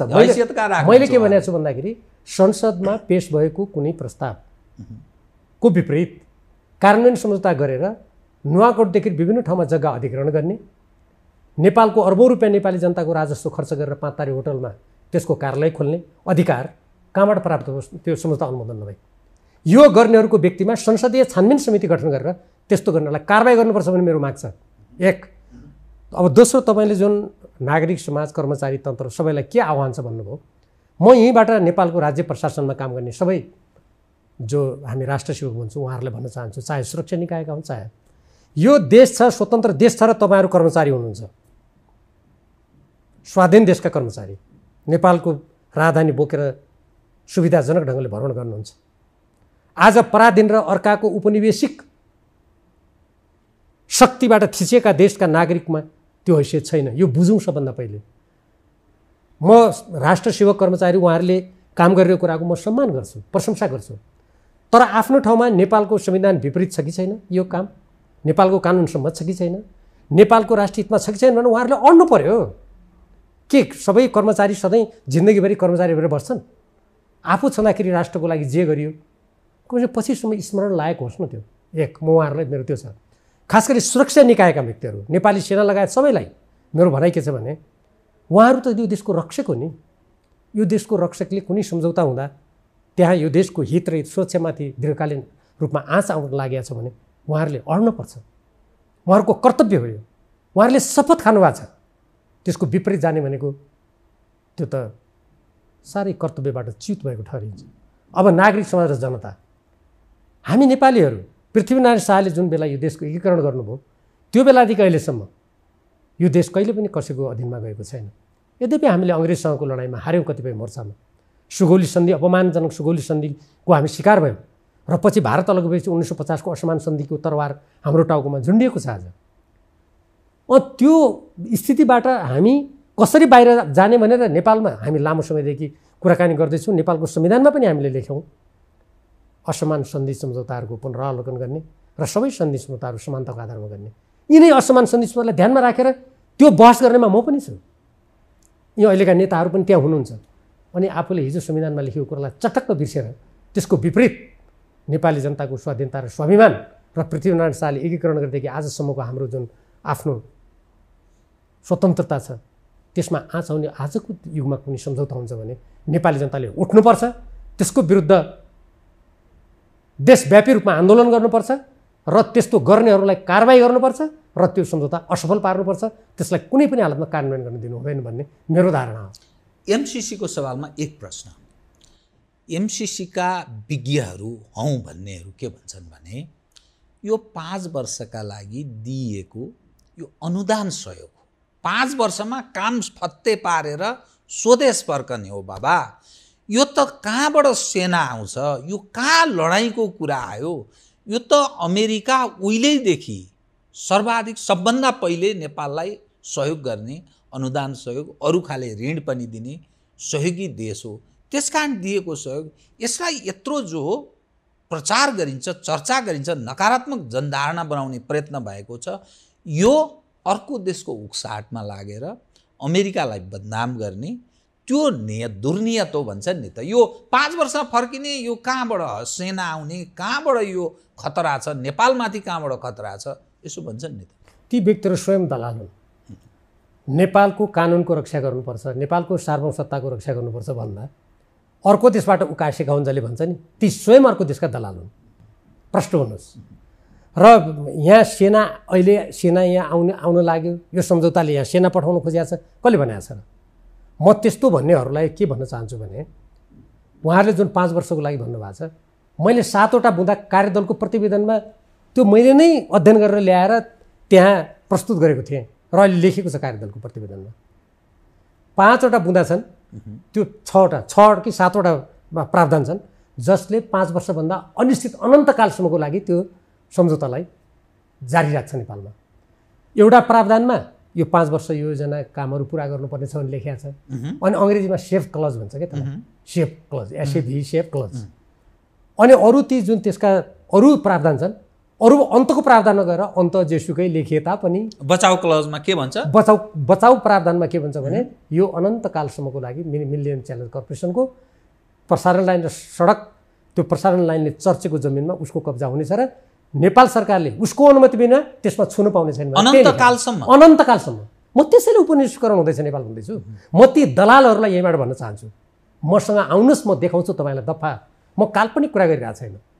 अर्काको उक्साहटमा लागेर अर्काको पैसा खान पल्केकाहरूले नेपालको स्वाधीनता र राष्ट्रको बारेमा बोल्दा अर्काले पनि त्यही गरे होला भन्ने ठान्छन्। यो बडा विडम्बनापूर्ण कुरा हो। त्यो होइन एउटा कुरा। दोस्रो कुरा, अमेरिकाको जुन कुरा छ, अमेरिकाप्रति मेरो व्यक्तिगत कुनै अमेरिकाप्रति रिस राग, त्यो देशप्रति हाम्रो अमैत्रीपूर्ण सम्बन्ध हुनुपर्छ भन्ने मेरो छैन। म कूटनीति शास्त्रको विद्यार्थी हुँ, म बुझ्दछु। तर अमेरिकाले जति पनि हामीलाई सहयोग अनुदान दिन्छ, त्यो सहयोग अनुदान हाम्रो राष्ट्रको स्वाधीनता, स्वतन्त्रता, हाम्रो हित विपरीत हुनु हुँदैन र हाम्रो नेपालको संविधानको स्वतन्त्र परराष्ट्र नीतिको सिद्धान्त विपरीत हुनु हुँदैन त भन्नु पाउनु पर्यो नि नेपालीले। त्यसो भन्दा अमेरिकाले चित्त दुखाउनु पर्ने के छ? अमेरिका आफ्नो हितको लागि चाहिँ ऊ जे पनि निर्णय गर्न सक्नु स्वतन्त्र। अनि नेपालले स्वतन्त्र निर्णय गर्दा अमेरिकाको विरोध, चीनको विरोध, जापानको विरोध, भारतको विरोध भने कसैले ठान्छ भने ती व्यक्तिहरू सक्कली विदेशीका दलाल हुन्। यो एउटा बताइदिनुहोस् त, मूलत नेपालको राजनीतिक परिवर्तन भएपछि नेपालको कुनै पनि घटना या कुनै पनि परिघटनासँग जोडिएर आउँदा उत्तर वा दक्षिण वा पश्चिमसँग जोडिएर आउने जो विषय बन्न थाल्यो नि, यो हाम्रो मुलुकमा के विदेशीहरू त्यति प्रभाव पार्ने, उनीहरू त्यत्रो निर्णायक हैसियत राख्ने अवस्थामा प्रवेश गरिसके? हाम्रा राजनीतिक नेतृत्व पङ्क्तिका, हाम्रा प्रशासनिक, हाम्रो राज्यको सम्पूर्ण संयन्त्र बुख्याचा भन्छ नि एउटा नेवारी भाषामा, यो सम्पूर्ण रूपले यो देखिँदाका दृश्यका मात्रै सबै यो बुख्याचा हुन्, यी सबै सकिएका हुन्। म यो प्रश्नसँग जोडेर कुरा गर्छु। अमेरिकाले यदि निशर्त रूपमा जसरी पहिले युएस एडबाट सहयोग दिइरहेको थियो, अहिले उसले $50 करोड दियोस् न, हामी स्वागत गर्छौँ, कुनै विरोध छैन। तर 50 करोड दिने नाममा हाम्रो भूमिमाथि, हाम्रो प्रसारण लाइनमाथि कब्जा गर्ने, हाम्रो कानुनमा भन्दा माथि आफ्नो कानुन राख्ने, हामीले आफ्नो सैनिक गठबन्धनमा घिसार्न मिल्छ? मिल्दैन। अब जहाँसम्म यसमा विदेशीहरूको प्रभाव के त्यस्तो तहमा पुगेको हो भन्ने हो, मलाई बडा दुःख लाग्छ यो भन्नुपर्दा। मैले कुनै नेताहरूप्रति उप प्रधानमन्त्री र रक्षा मन्त्री भएको बेला नि यो महसुस गर्नु भएको? मैले गृह मन्त्रालय पनि चलाएँ। गृह त मेरा सम्पूर्ण राजनीतिका पृष्ठभूमि, मैले नेकपा एमालेको सबैभन्दा लामो समय विदेश विभागमा काम गर्ने मान्छे मलाई, सबभन्दा लामो सचिव हुनेदेखि लिएर त्यसको सदस्य भएर सबभन्दा बढी लामो त्यहाँ काम गर्ने र त्यहाँका लिखतहरू हेर्ने, लेख्ने मान्छे मध्ये म हुँ है। यी सबै मेरो पृष्ठभूमिको अनुभवले मलाई के देखाउँछ, मैले के कुरा मैले देखेको छु भने नेपालका टुप्पामा बस्ने कतिपय शीर्ष नेताहरू, उहाँहरूप्रति व्यक्तिगत रूपमा मेरो केही छैन रिसराग, उहाँहरू आफ्नो पदको लागि चुनावको बेला नेपाली जनतालाई अनेक प्रकारका घोषणाहरू जारी गरेर लबालब गराउने, यो पनि गर्छु त्यो पनि गर्छु भन्ने, पदमा पुगिसकेपछि नेपाली जनतालाई खुसी तुल्याउनु होइन, विदेशीहरूको चाकरी गर्ने। नेपालमा यो खतरनाक प्रवृत्ति छ। यो टुप्पामा बस्ने कार्यकारी अधिकार लिएका अधिकांश नेताहरूमा यो चरित्र मैले पाएँ।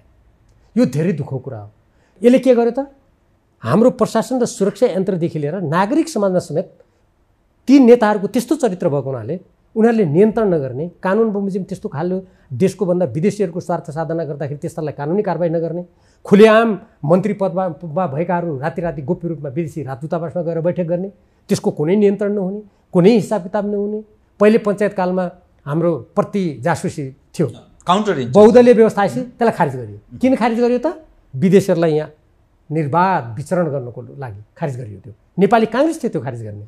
यो पनि थाहा राखौँ, त्यो चरित्र छ। यसले भर्खरै म एउटा किताब पढ्दैछु, एउटा भारतीय पूर्व राजदूतको नेपालमा, म त्यो किताबको नाउँ लिन चाहन्न अहिले, म त्यो किताब पढिरहेको छु। मैले त्यो किताबका केही अध्यायसम्म पढ्दा मैले केसम्म देखिसकेँ भने नेपालको आइजिपी कसलाई बनाउने भनेर गृह मन्त्रालयले सोधेको राजदूतावासलाई। त्यति बेलाको गृहमन्त्री को थियो, छानबिन गर्नुपर्छ, त्यो गृहमन्त्रीलाई राष्ट्रद्रोहमा कारबाही गर्नुपर्छ भन्छु म। विदेशी राजदूतावासलाई आइजिपी कसलाई बनाउने भनेर सोध्ने कतिसम्म छ घुसपेठ हेर्नुहोस्। अनि राजदूत अनि आइजिपी हुन चाहने केही व्यक्तिहरू जो अहिले पनि समाजमा होलान्, व्यक्तिगत भनेपछि रिसाउलान् पनि, तर एउटा राष्ट्रको देशभक्त नागरिकले भन्नुपर्छ यो कुरा। अनि उनीहरूले गएर भारतीय राजदूतले लेखेको त्यो कुरा त्यहाँ हुन त केहीले एक दुईजनाले खण्डन गरे पनि मैले पढेँ। हामी आइजिपी भएपछि यहाँहरूसँग एकदम नजिक भएर काम गर्न चाहन्छौँ भनेर भनेको र दिल्लीसम्म पुगेका कुराहरू, योभन्दा लज्जास्पद। यस्ता तरिकाले त्यहाँ जानेहरूलाई राष्ट्रको कानुनले कारबाही गर्नुपर्छ कि पर्दैन? अनि यो कारबाही गर्नुपर्ने दायित्व कसको? प्रधानमन्त्री हुने व्यक्तिको होइन। प्रधानमन्त्री हुने व्यक्तिले तिनलाई कारबाही गर्ने कि कुनै देशको गुप्तचरसँग आफै प्रधानमन्त्री निवासमा घन्टौँ भेट्ने? के हो यो? राष्ट्र यसरी चल्छ? यसरी कुनै देश स्वाधीन स्वतन्त्र भएर म आफ्नो विकासको बाटोमा अगाडि बढ्छु भन्ने कुरा कसैले भन्छ भने यो फजुल कुरा हो। यो जनतालाई केवल भ्रममा राखेर पशुपतिमा अन्तिममा पुग्दासम्म म पदमा बसौँ भन्ने चाहना बाहेक केही पनि होइन। यो बर्मनाभमा तेर्सिने बेलासम्म त तपाईँलाई लाग्छ यो राज्य संयन्त्र यो सम्पूर्ण जुन छ यो धमिरा मक्काइसकेको जस्तो भन्ने अर्थ लाग्छ यो सारा तपाईँको कुरा सुन्दा। त जो कारबाही गर्नुपर्छ त्यो राष्ट्रद्रोह, त्यो जो अपराध गरिरहेछन् राजनीतिक नेतृत्व या अरू संयन्त्र, यो के हामी कहाँ त्यो सम्भव छ र? यो सम्पूर्ण जो दृश्य देखिन्छ यो जसरी खुल्लमखुल्ला त भइरहेको, यो सम्भव छ? यो कसरी सम्भव छ भने कसले गर्छ? यो सम्पूर्ण संयन्त्र यसरी धमिरा लागेको छ। प्रशासन, सुरक्षा निकायदेखि लिएर राज्यका सारा संयन्त्र, राजनीतिक नेतृत्व पङ्क्तिका मानिसहरू, मैले सारालाई भन्दिनँ, तो नीति निर्माण निर्णायक जो तहमा बसेका मानिस छन् यी साराका सारामाथि त प्रश्न छ। अनि यो त असफल राष्ट्र हुन पुगेको ठ्याक्कै त्यो ठाउँमा सङ्घारमा पुगेको प्रवेश हो नि त। यो त म नेपालको राज्य यन्त्रमा धमेरा लागे भन्ने त्यसरी व्याख्या गर्दिनँ। म के भन्छु भने यो केही शीर्ष तहमा, राज्यको निर्णायक तहमा बसेका धमिरा नेताहरूले यसलाई त्यस्तो बनाए। मेरो त्यस्तो व्याख्या छ। यदि मान्नुहोस् देशको प्रधानमन्त्री हुने व्यक्ति, देशको चाहिँ मुख्य बागडोर लिने मान्छेहरू देशभक्त भएर उनीहरूले तदनुरूप काम गर्यो भने त अरू राज्य यन्त्र त्यसै सच्चिन सक्छ। ठिक मान्छेको चयन भयो भने सच्चिन सक्छ, अधिकतम रूपमा ठिक हुन्छ। र कसैले गडबड गर्यो भने उसलाई त्रास हुन्छ, कानुनको त्रास हुन्छ। त्यो ह्याउ हुती भएको संयन्त्र छँदैछ त। यदि ठिक मान्छे आयो भने म के भन्छु भने यो देशको प्रधानमन्त्री, गृहमन्त्री, परराष्ट्र मन्त्री, अर्थमन्त्री चारजना देशभक्त र ठिक यो देशको लागि काम गर्ने व्यक्ति भयो भने नेपालको धेरै कुरा सचिन्छ भन्ने मेरो विश्वास हो। अब म यहाँको ध्यान नि यहीँनिर म एउटा कुरा भन्छु। अब तपाईँले धमिरा भन्नुभयो, अहिले हेर्नुहोस् अर्थतन्त्रको एउटा प्रसङ्ग म नजिकबाट पढिरहेको छु। हरियो तरकारी भारत र पाकिस्तानबाट, ठिक भारतबाट आउने हरियो तरकारीको यहाँ परीक्षण हुँदैन। मैले एकचोटि परीक्षणको कुरा उठाएको थिएँ। त्यति बेलाको सरकारले परीक्षण गर्ने भनेर भन्यो, एकजना मन्त्री हुनुहुन्थ्यो। अनि पछि गएर भारतीय राजदूतावासको पत्र आएपछि घचक्कै घुँडा टेक्नुभयो। अनि यो किन यस्तो गरेको भनेर मैले संसद दलमा कुरा उठाएँ। कहाँ त्यस्तो पत्र आयो भनेर प्रधानमन्त्रीले मलाई प्रश्न गर्नुभयो। पछि पत्र आएपछि उहाँले जनतासँग माफ माग्नु पर्यो। एउटा उदाहरण हेर्नुहोस् कस्तो कस्तो कस्तो घटनाहरू घट्छ हो। अब नेपालमा हेर्नुहोस् कोदो दाल मकै हुँदा मन्दिरमा चढाउने जौ विदेशबाट आउँछ, यो बारेमा कुनै छलफल छ पार्टीमा? सरकारका बस्नेहरूले कहिले छलफल गरेको देख्नु भएको छ? उहाँहरू दिनदिनै के कुरामा छलफल गर्नुहुन्छ? गठबन्धन कसरी टुटाउने, कुन प्रदेशमा त्यो प्रदेशमा चाहिँ मन्त्री कसरी थप्ने, तपाईँ र म मन्त्री आधा 3-3 महिना 6 महिना भागभण्डा गरौँ भन्ने कुराको सहमति कसरी गर्ने, अमुक ठाउँमा धेरै तलब हुने ठाउँमा मेरो भाइ भतिजा भान्जालाई कसरी राख्ने,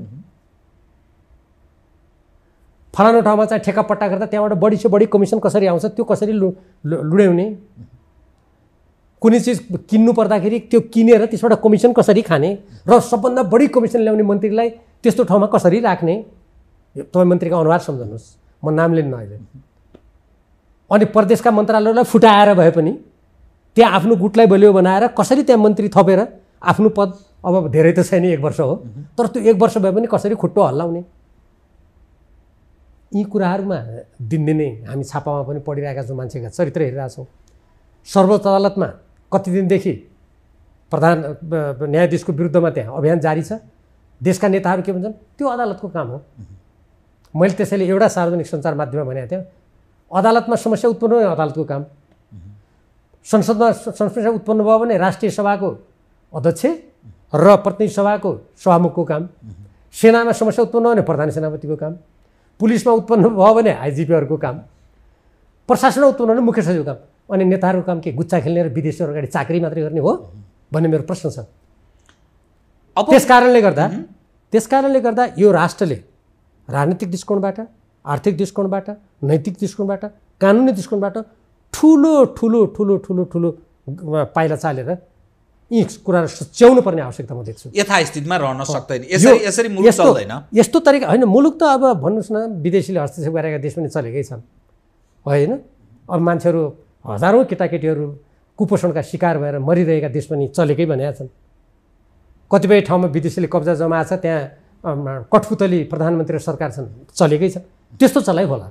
तर नेपाली जनताले 7 सालदेखि आजसम्म जुन बलिदान गरे, स्वाधीन नेपाली भएर आफ्नो स्वतन्त्रतालाई अक्षुण्ण राखेर आफ्ना साधन स्रोत, प्राकृतिक जल स्रोत, वर्ण स्रोत वा कृषि सम्पूर्ण रूपलाई नेपालको राष्ट्रिय हितमा सदुपयोग गरेर स्वाभिमानी नेपाली भएर भारत र चीनको बिचमा रहेको जुन हाम्रो संवेदनशील भू राजनीति छ, त्यसमा नेपाली भएर संसारका सामु बुद्ध जन्मेको देश, सगरमाथा उभिएको देश, त्यो स्वाभिमानमा बाँचौँ भन्ने जुन त्यो तरिकाको चलाइ हुँदैन यसरी। आज नेपाली 40 लाखभन्दा बढ्ता विदेशमा छन्। शिक्षा क्षेत्र हेर्नुहोस्, आज शिक्षा र स्वास्थ्य क्षेत्र यस्तो क्षेत्र छ हाम्रो जहाँ सबभन्दा बढी राष्ट्रले ठुलो ठुलो ठुलो क्षति बेहोर्नु परेको छ। उपचारको लागि विदेश, स्वास्थ्यको लागि विदेश, त्यो ठुल्ठुला मान्छेहरू जान्छन्, देखिराख्नु भएको छ। त्यसपछि गएर पढाइ हेर्नुहोस्, मान्छे जब 12 क्लास पढ्न थाल्छ, अलिअलि बुझेको अलिकति खर्च गर्न सक्नेका सन्तानहरू विदेशतिर पलायन भने, अनि अलिकति पाखुरी भएका व्यक्ति, सिप भएका व्यक्तिहरू कोही खाडीतिर गएछन्, अनि हामी विप्रेषण जसलाई अङ्ग्रेजीमा रेमिटेन्स भन्छ, त्यहाँबाट आएको रकममा देशमा कुनै उत्पादन नगरेर अब देश यस्तो स्थितिमा जाँदैछ। हेर्नुहोस्, कुनै बेला हाम्रो यो कृषि प्रणालीबाट आउने कुराले हाम्रो आधा पनि थ्याक्दैन भन्यो भने आश्चर्य मान्नु पर्छ। अनि यसमा चिन्ता छ, चिन्ता केमा छ? कसरी पार्टी हो भने पार्टीमा गुट कसरी बल्यो भन्यो भने कसरी कब्जा गर्ने, त्यहाँ अलिकति आलोचनात्मक रूपमा बोल्ने मान्छेलाई कसरी दबाउने, कसरी किनारा लाउने, देशको पक्षमा बोल्ने मान्छेलाई कसरी चुप लगाउने, पदमा कसरी बसिरहने, कसरी पैसा अकुत कमाएर चुनावमा करोडौँ बगाएर कसरी चुनाव जित्ने, अनि यो सबै आफ्ना गरेका गतिविधिहरूलाई कसैले केही नभनिदियोस् र आफ्नो कुर्सी बलियोस् र विदेशीको चाकरी कसरी गर्ने। आज नेपालको राजनीतिमा म दुःखका साथ भन्छु, यो प्रवृत्ति अत्यन्त प्रबल छ। नागरिक समाज, बुद्धिजीवी र यो देशप्रति माया गर्ने देशभक्तहरूले यसलाई रोक्नको लागि आवाज उठाउन धेरै ढिलो भइसकेको छ। म तपाईँसँग 2 प्रश्न कार्यक्रमको ठिक अन्त्यमा उठान गरेँ। एक, किनारा लगाउने भन्नुभयो नि तपाईँले, तपाईँ अब एमालेबाट किनारा लाग्ने हिसाब किताबमा जानुभयो भन्ने मैले सारमा निष्कर्ष यसकारण निकालेँ, ओलीजी झन् तपाईँमाथि अब थप आक्रामक हुने सम्भावना रहन्छ। 1 नम्बर 2, तपाईँलाई कता कता महसुस त भइरहेको छैन 10 बुधे, 10 भाइ अनि माधवजी झलनाजीहरू अलग भएको, बरु माधवजी झलनाजीहरूसँगै सहयात्रा गरेको भए कमसेकम यो खालको तनाव त हुँदैन थियो भन्ने जस्तो पनि कतै लागेको छ कि त्यो 10 बुधे के भयो र 10 भाइको जो कन्तबिजोग देखिएको छ बोल्न पनि धेरै नसक्ने तपाईँ चाहिँ अलि वाक्कला भएको, अलि हिम्मतदार, अलि आँटिलो नेता भएको हुनाले बोलिरहनु भएको छ। अरू त त्यो भिजेको मुसो जस्तो देखिन्छ। त यो जो दृश्य एमाले भित्रको छ नि, कता कता हामीले केही गल्ती गरेछौँ, बरु उतैतिर चाहिँ आकर्षित भएको भए हुन्थ्यो कि, या भोलिका दिनमा कुनै केही मनस्थिति केही त्यस्तो बनाउनु भएको छ भने सुनाउन कृपया त्यो पनि। मलाई त्यस्तो लागेको छैन। मैले जुन नेपाली जनताको हक र नेपालको स्वाधीनता सोध्नको लागि राजनीतिमा प्रवेश गरेँ, मलाई त्यसमा पनि पश्चाताप छैन। तथापि राजनीतिमा त फेरि टेक्ने ठाउँ त चाहिन्छ। म अलिकति भन्दैछु, मलाई त्यसमा पनि पश्चाताप छैन। मैले जे गरेँ यो देश र जनताको लागि मैले कयौँ ठाउँमा, चाहे शान्ति प्रक्रिया भन्नुहोस्, म विशेष समितिको सदस्य हुँ, संविधान निर्माणमा भन्नुहोस्, अनेकौँ चरणहरूमा मैले यो देशको हितको रक्षाको लागि सकभर मैले जे काम गरेँ, जे प्रयास गरेँ, कहिलेकाहीँ राम्रा सुखद परिणाम पनि आएका छन्, कहिलेकाहीँ आफूले भनेको जस्तो पनि भएको छैन। तर मलाई कुनै पश्चाताप छैन, किनभने एउटा देशको जिम्मेवार र देशभक्त नागरिक भएर यति गर्न पाउँदा मलाई गौरव नै लागेको छ। मलाई कुनै पश्चाताप छैन। एक। दोस्रो, यो पार्टीमा कोअर्डिनेसन केन्द्रदेखि म यो निरन्तर जुन पार्टीमा काम गरेँ, यो पार्टीका जीवनमा अनेकौँ कठिनाइ आए। 54 सालमा पार्टी विभाजन पनि भयो र 7औं महाधिवेशनमा, 8औं महाधिवेशनमा, 9औं महाधिवेशनमा, त्यसपछि अहिले 10 बुँदैसम्म अनेक प्रकारका समस्या आए। ती समस्यामा मैले यो पार्टीलाई जोगाउनलाई जुन मैले भूमिका खेलेँ, म त्यसमा पनि मेरो कुनै पश्चाताप छैन। जहाँसम्म 10 भाइको कुरा गर्नुभयो, अब 10 भाइको प्रसङ्ग रहेन, त्यो सिद्धियो। अब जहाँ त्यो सिद्धियो त्यसमा मलाई कुनै 10 भाइको सहारा कहाँ हुन्छ, के खोज्नुपर्छ भन्ने त्यो पनि मेरो दिमागमा छैन। मेरो दिमागमै छैन त्यो, किनभने त्यो चरणै सिद्धिसक्यो। अब त्यति बेला मैले जुन यो पार्टीलाई बचाउनको लागि जे भूमिका खेलेँ मैले अरू साथीहरूसँगै, मलाई त्यसमा पश्चाताप छैन। म त्यसमा मैले उचित काम गरेँ नै भन्ने मलाई लागेको छ। किनभने देशको पार्टीलाई टुटाएर फुटाएर त्यसलाई कमजोर बनाएर म विदेशी हस्तक्षेपका ताना बना यसै देखिरहेको छु। अझ देशमा देशका राष्ट्रिय शक्ति पार्टीलाई कमजोर बनाउने भने त विदेशीको चाकरीतर्फ ती नेतालाई बढी लगाउने र अझ राष्ट्रिय शक्तिलाई कमजोर बनाउने काम हुन सक्ने भएको हुनाले मैले त्यसमा त्यति बेला अन्त लागेको भए हुन्थ्यो भन्ने मलाई अहिले लागेको छैन। मैले जे गरेँ ठिक गरेँ। तर अब के हुन्छ त, तपाईँले अघि भन्नुभयो ओलीजीले अझ बढी आक्रमण गर्नु होला। आक्रमण अब उहाँले राजनीतिक रूपमा उहाँले बोल्नुभयो भने मैले सत्य तथ्यको आधारमा बोल्ने, उहाँलाई म त्यही रूपमा जवाब दिउँला। मेरो कुनै पूर्वाग्रह छैन, होइन। अब त्यसबाहेक तपाईँले आक्रमण भने अरू कुनै आक्रमणको कल्पना गर्नुभएको छ भने अब म त्यस्ता आक्रमण त पञ्चायतकालको निरङ्कुश व्यवस्थामा त म डराइन, होइन। राजाले शासन लिएको बेलामा पनि दुवाकोटमा 35 दिन थुनिएको हो, मेरो घरमै राति सेना आएका थिए, होइन। म त्यस्तो अवस्था पनि डराइन। भनेपछि अब कुन व्यक्तिले आक्रमण गर्ला र कोपभाजन होला भनेर म यो देश जनताको हितमा बोल्ने, त्यसको जनताको हित र यो राष्ट्रको स्वाधीनता स्वतन्त्रता अखण्डताको पक्षपोषण गर्ने र नेपालको हित विपरीत हुने कुनै पनि कुराको विरुद्धमा आवाज उठाएर नेपाली जनतालाई सचेत गर्ने काममा मेरो मनोबल रत्तिभर घट्दैन। त्यसमा मेरो आवाज पनि कम हुन्न। यद्यपि म पदमा छँदा एउटा पार्टीको कमिटीलाई जसरी प्रभावित गर्न सक्थेँ त्यो गर्न नसकुला, त्यो बेग्लै कुरा हो। त्यसैले अब भोलिको राजनीतिमा पदीय स्थिति के होला भन्ने कुरामा त्यो अहिले किन हतार गर्नु परेर, भर्खर त महाधिवेशन सिद्धियो, होइन। संसद त म यसै जाँदैछु। अब अरू कुराहरूमा आफ्ना राजनीतिक मूल्य, मान्यता, देशप्रतिको भक्ति र समर्पणमा त्यो मेरो यथावत जारी रहन्छ। यो जीवराम भण्डारीको प्रश्न नठान्नुहोस्, केपी ओलीजीको एउटा कार्यकर्ताको प्रश्न ठान्नुहोस्।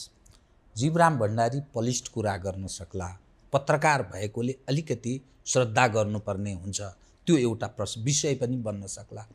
तर यदि यो ठाउँमा केपी ओलीजीको कार्यकर्ता या ओलीजी आफै बसेर तपाईँलाई प्रश्न सोध्नुभयो भने, भीमरावजी तपाईँ मसँग प्रतिस्पर्धा गर्ने, भोट त्यति ल्याउने, हार्ने, अनि त्यसपछि पार्टीको विधान विपरीत तपाईँ जे पाए त्यही बोल्ने, अनि तपाईँ पार्टीमा त्यहाँ जुन दिन शपथ ग्रहणको कार्यक्रम भइरहेको थियो सारा उभिराधे, तपाईँ अनुशासन पनि पालना गर्नु भएन, धन्यवाद ज्ञापन पनि तपाईँले गर्नु भएन, अनि तपाईँ ठुलो कुरा गर्ने, हारेपछि त स्वीकार्नुपर्छ नि भन्यो भने तपाईँ के गर्नुहुन्छ बताउनुहोस् त। तपाईँको स्थानमा केपी ओलीजी वा उहाँसँग एकदम निकट कार्यकर्ताले बसेर यो प्रश्न सोध्यो भने मेरो यस्तो उत्तर हुनेछ। मैले आजसम्म नेपालको संविधान, पार्टीको विधान पद्धति विपरीत कुनै पनि काम गरेको छैन। त्यसकारण तपाईँले नै त्यो कुराको उल्लङ्घन गर्नुभयो हुनाले मैले तपाईँलाई सचेत मात्रै गरेको हो। त्यसकारण तपाईँको त्यो प्रश्न त्यो मलाई सोध्न लायकै छैन। अब जहाँसम्म महाधिवेशनको कुरा छ, महाधिवेशनको मत मैले कति ल्याएँ भन्ने कुरा त्यसको पोको खोल्न बाँकी छ। ती मतहरू के भए, के गरिएको थियो, कस्तो थियो, त्यो मतदानमा कसको कब्जा थियो, के भयो, कम्प्युटरमा के गरियो, त्यो अलिक म पछि भन्नुला तपाईँलाई। तर महाधिवेशनको जेसुकै भए पनि परिणाम आइसकेपछि म महाधिवेशन छोडेर त हिँडेको होइन, म त्यहीँ थिएँ। र मैले तर सल्लाहकार खानु भएन नि त। अब भन्छु म, ईश्वर पोखरेलजीले कार्यक्रम सञ्चालन गर्नुभएको थियो, केपी ओलीजी अध्यक्षता गरिरहनु भएको थियो, म त्यहीँ थिएँ मञ्चमा। र मैले त्यहाँ के भने भन्दाखेरि सञ्चालकलाई, मैले अब यो महाधिवेशनमा अध्यक्ष पदमा पनि मैले प्रतिस्पर्धा गरेँ, म पराजित भएँ। म पराजित अध्यक्षको हैसियतले पनि, म हिजो उपाध्यक्ष पनि हुँ, अध्यक्ष मण्डलको सदस्य पनि हुँ, म शुभेच्छा प्रकट गर्न बोल्न चाहन्छु भने मैले धन्यवाद ज्ञापन गर्न, अब मेरो शब्द प्रयोग गरेको शुभेच्छा प्रकट गर्न चाहन्छु भने, अब म के बोल्थेँ, बधाई भन्थेँ होला, के भन्थेँ होला, बोल्न चाहन्छु। मलाई के भन्यो भने, तपाईँले यो सुन्दा तपाईँलाई हाँसो पनि उठ्न सक्छ, सबै श्रोता दर्शकहरूलाई आश्चर्य पनि लाग्न सक्छ। मलाई के भन्यो भने, होइन नबोलौँ, मनमनमा शुभेच्छा प्रकट गरौँ। मनमनमा त्यो जब त्यसो भनेको थियो, अनि मनमनमा शुभेच्छा प्रकट गर्नुहोस् तपाईँ भनेपछि, अनि मैले मुखबाट तपाईँलाई बधाई चाहिँ भन्नुभयो त? पार्टीको अधिवेशनको कार्यक्रम सञ्चालन गरिरहेको व्यक्तिले र पार्टी अध्यक्ष ती हुनुहुन्छ, म पार्टीको उपाध्यक्ष, निवर्तमान उपाध्यक्ष, तत्काल निवर्तमान भएको, त्यो पनि अध्यक्ष मण्डलको सदस्य, अध्यक्ष पदको पराजित उम्मेदवार, उहाँहरूको शब्दमा भनौँ, नैतिक र राजनीतिक रूपमा मैले पराजय महसुस गरेकै छैन। म त्यसको लामो छ, अहिले त्यतातिर व्याख्या गर्ने समय छैन। अनि मैले शुभेच्छा प्रकट गर्छु भन्दा, तपाईँले मनमा नै शुभेच्छा प्रकट गर्नुपर्छ भन्दा, त्यो राजनीतिक संस्कार तपाईँले जुन केपी ओलीजी वा उहाँको निकटको कार्यकर्ता भएर मलाई प्रश्न जुन गरिरहनु भएको छ, अनि तपाईँ कार्यकर्ता र केपी ओलीजीको राजनीतिक संस्कार त्यही हो त भनेर मैले उल्टो प्रश्न गर्नुपर्ने स्थिति हुन्छ कि हुँदैन? हस्, धन्यवाद छ। धन्यवाद। आदरणीय दर्शकवृन्द, उहाँ हुनुहुन्थ्यो डाक्टर भीम रावल, नेकपा एमालेका नेता, पूर्व उप प्रधानमन्त्री। सत्यको निकट पुग्ने गरी गरिएको संवाद, सत्य संवाद। म सहित मेरो सम्पूर्ण युनिटलाई कार्यक्रमबाट बिदा दिनुहोस्। नमस्कार।